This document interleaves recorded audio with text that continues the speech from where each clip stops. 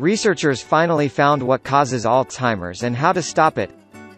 In a recent study, researchers have reported having found that a bacterium largely responsible for gum disease also contributes to the development of Alzheimer's disease. Bacteria that cause gum disease have been associated as a cause of dementia. Here is what you need to know. Study. As per data from the National Institute of Dental and Craniofacial Research, 8.52% of adults between 20 to 64 years of age in the USA have periodontitis or gum disease.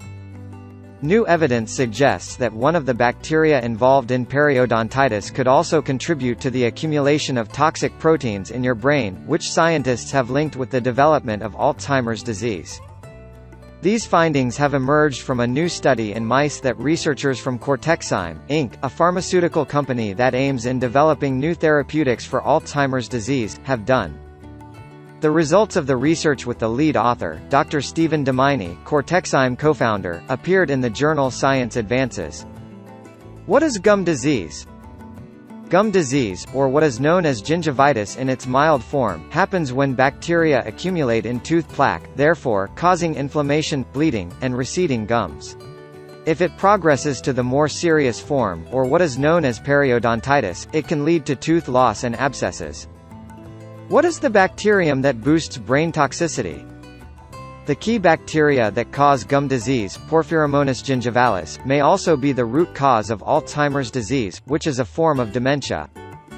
Porphyromonas gingivalis, which is a gram-negative oral anaerobe, drives the development of gum disease.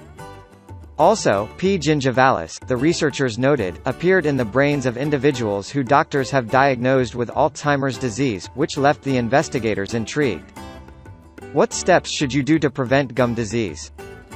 Researchers are working on a vaccine, and also on a specific antitoxin for P. gingivalis, but these are years away from reaching the clinic. So, until then, your best option is to take the usual steps to avoid gum disease. Steps to avoid gum disease. Listen to your dentist, for a start. Dentists advise cleaning your teeth at least twice a day, and flossing or using interdental sticks to get the plaque out from the gaps. Too vigorous brushing can get some oral bacteria into the bloodstream, therefore, take it easy. But if plaque has already built up, it can become mineralized, therefore, turning into hard tartar, which encourages the growth of more plaque towards the tooth roots. If tartar has already taken hold on your teeth, it must be scraped off at the dentist. According to the UK's National Institute for Health and Care Excellence, it is advisable to see your dentist at intervals ranging from 3 months to 2 years, depending on the state of your teeth and some health factors. Also, all the usual general health advice can be applied here. Smoking can make gum disease worse, and also harder to treat. Also, a healthy diet and exercise regime reduces low-level chronic inflammation. It is not a coincidence that general physical ill health makes Alzheimer's worse.